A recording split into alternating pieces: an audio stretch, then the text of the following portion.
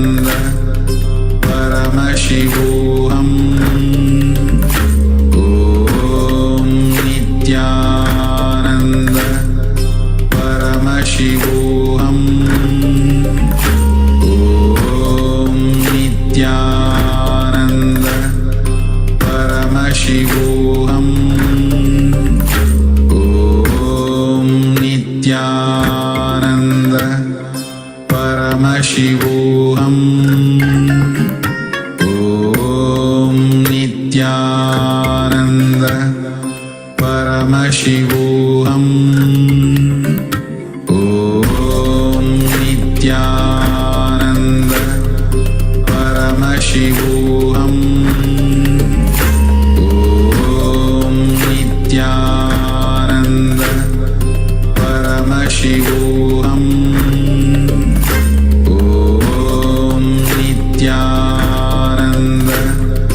Paramashivoham. Om Nithyananda Paramashivoham.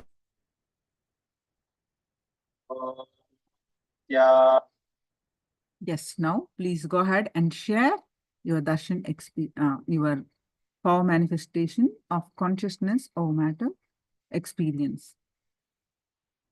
Please go ahead and share.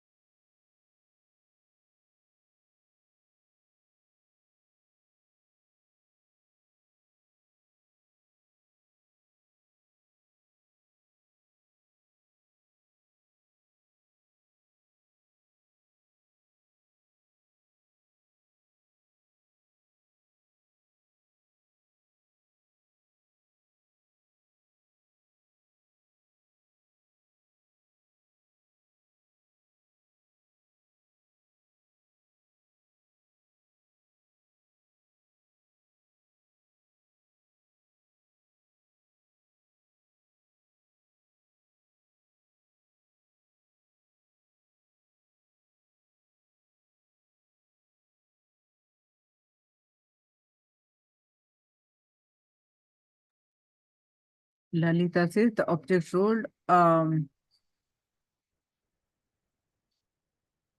Bingo, Bhavan rolled, and Christopher, I was trying to move this